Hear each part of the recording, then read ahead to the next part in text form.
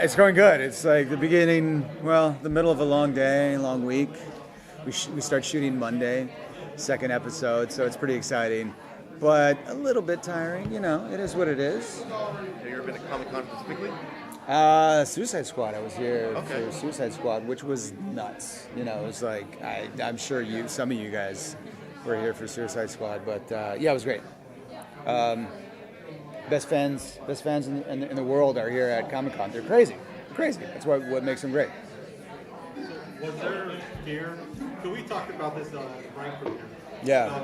When you first got Magnum, when you stepped to the role and actually cameras lit, ready to go. Yeah. Was there a little hesitation, like, dude, I'm stepping into some major shoes here? No, I kind of let that stuff go, to be honest. It was prior to me being on set. There was definitely that trepidation, like sort of intimidation. You want to get it right. People are going to be critical off the bat. It's just the nature of people, social media, doing their thing. Everyone has an opinion, which is fine. My job is to win everybody over. But yeah, once I got there, it felt comfortable. Just being in the clothes and being in Hawaii and getting in that mentality and driving the car, it all felt very comfortable to me. So yeah, I'm ready to be in Hawaii and ready to be shooting.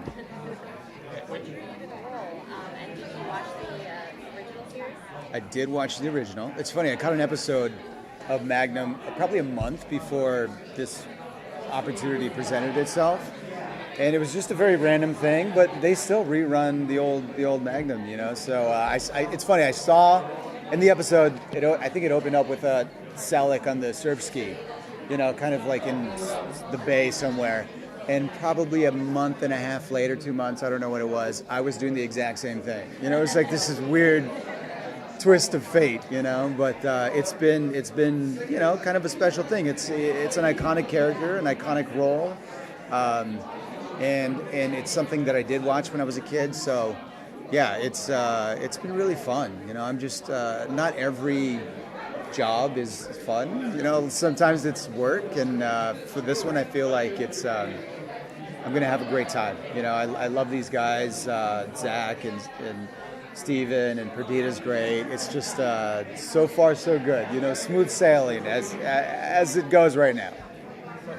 It's, as you say, it's an iconic character. Yeah. We know it as himself. 8 years. We know how he looks like. Yeah. And when you take this iconic character, and this is like a series called like an iconic character, and to make it like your own is probably like a big mission. To make it your own. To make it Yeah. unique. Yeah. Talk about the process. I think for me, the tricky part was he had this amazing quality of it's like some type of levity. This being able to walk the line, because you have like moments where people are getting shot and hit by a car or something crazy stuff is going down, and then a couple scenes later he's got to charm his way into the coroner's office. So it's like there's very few people that can pull that off. So yeah, that for me was like the intimidating, tricky part, because it's a tonal thing, and he like nailed that. He had it in spades. It was like effortless. There was something effortless to everything that he did when he walked on set. When he was in front of the camera, he was what made that show work. So I knew that. I sort of hopefully embodied what that was, and it was intimidating initially, but I think, Justin Lin, because he's the one sort of objectively standing back and watching what's happening and helping me establish the character. I think he was an important part of that process. How come they didn't have any mustache or something? Because this was a big discussion, and ultimately they landed on the fact that they wanted it to be very distinct from Tom Selleck, because you cannot replace Tom Selleck. So the last thing they wanted to do was cast somebody who looked like him, cast somebody who, had the mustache, and even the Hawaiian shirts they were really reluctant to do. But the great thing is it's becoming this, this is an evolution, right? So the pilot is like establishing the world and all that. And there's like these little Easter eggs peppered throughout the pilot. But there's also stuff that's going to happen that I'm really excited about because we are going to bring the Hawaiian shirt in. But it's like an earned moment. It's not off the bat. So it's like, it makes for a great story, you know? And it's like people who are fans of the original TV show are going to be a couple episodes deep and they're going to see that moment. And it's like, oh, he's in the shirt. Like, that was special, you know? So I think they're doing it in a really smart way, honoring the past, respecting the fans of the original, and also bringing a whole new generation of fans under the wings. One thing I wanted to ask you, we asked Kelsey Vida about this. It's like a San Gabriel triangle right now, with her from Montebello High School. Is she from Montebello? No way. Yeah, that's right, baby.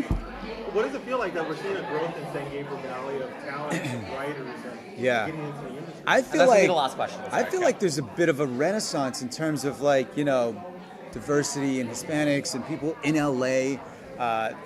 You know, it's a place of rich cultural capital. Los Angeles in general. There's some art, music, and we are there, and it's great to have representation. You know, one thing that is very important to me, I'm a Mexican American. I was born in the States. Like, I'm a patriotic, blue-blooded, red-blooded American. I mean, I feel like all the negative rhetoric, all the imagery, all the language is very divisive. It's very ugly, and you know, I think it's important to have something that is in contrast to that. You know, put something out there that kids. I mean, Steven was saying that as a child. He's like, there's very few black guys, you know, actors, heroes that I could look up to as a kid, and TC was one of those guys. And you know, hopefully for another generation of kids who currently might not feel safe or comfortable in their own homes, hopefully they can turn the TV on and there could be some level of solace or comfort, you know. And I know it's like, it feels like a very big, grand thing to be like, you know, aspirational and say like, I hope I can give them that, but those small things do matter. And when you turn on the TV and everything's negative, and we have at least something to counteract that, I think that's important. I had a therapist say, we're giving this to Boston. Yeah. Oh, that's great. Yeah. We talked about it last time. Yeah. No, that's right. Yeah, that's right. Real quick follow up on that. Will your Magnum interact with being Mexican American? There'll be things peppered throughout. It's like, you know, it's like a slow burn. You know what I'm saying? I think like all the moments, even with the Hawaiian T-shirt, it's like got to be earned. You know, it's not going to be thrown in there sloppily and like with weird storylines. I think it has to be earned. It has to make sense, and it just has to be organic.